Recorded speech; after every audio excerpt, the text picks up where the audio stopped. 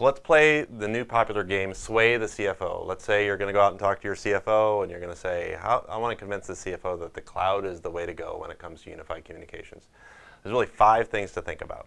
The first one is your CFO kind of a CapEx person, or is that CFO an OpEx person? If the CFO is an OpEx person, that's a good thing. If they want to think about operating expenses and they want to think about predictable operating expenses, that's where the cloud shines, right? If you have CapEx-friendly CFO that wants to spend a bunch of money on buying a bunch of gear, that's probably not a good cloud sell. But you think about a CFO that's thinking more about OpEx and more about predictable expenses, that's a key one. The other one is if your CFO is concerned about how to manage the flexibility or how to manage the seasonality of his or her business, right? They want some seasonal flexibility built in. We've got some customers that are in the tax business and some customers that are in the lawn fertilizer business and another customer that's in the LP, liquid propane supply business for heating businesses, right? Or heating, or customers that want heating. So if you've got all those different customers, they've got a lot of seasonality, right? You don't have, the tax season does not last all year long, thankfully. When you want to use your fertilizer, that's usually in the spring and the summer and the fall. You don't use that in the winter. And then when you need to heat your house, I mean, that's in the winter, right? So you want to be able to ramp up and down the use of your unified communications technology and the people that you have on it. And that's something that the cloud shines on as well. You don't have to buy one thing that's sized for the maximum possible needs that you have and then have it sit idle for a lot of those other months.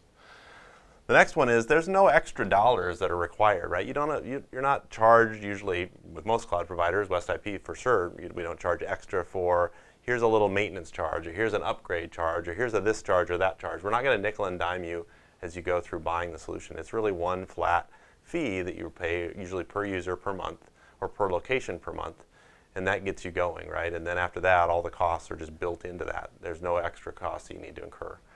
And the last one is access to the latest technology. Because it's all in the cloud, we can upgrade all the customers at once, right? You don't have to worry about when am I going to implement this new Cisco collaboration meeting rooms thing, or when am I going to implement Jabber and Expressway, or how am I going to get this new Link thing to work? You know, we can manage all that for you and give you access to those technologies because we're doing it in the cloud and doing it for everybody.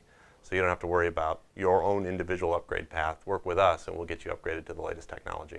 So those are some ways that you can sway the CFO, get him or her over to the cloud way of thinking, make sure they're into OpEx, make sure they're looking for some predictability in expenses, see if they have any seasonality in the business that they want to factor in to control costs, make sure they're aware that there's no extra dollars involved in a cloud solution typically, and there's access to the latest, greatest technology. So when they see something or their CEO asks the CFO, hey, can we spend some money on this new thing, you can count on your cloud provider to provide it.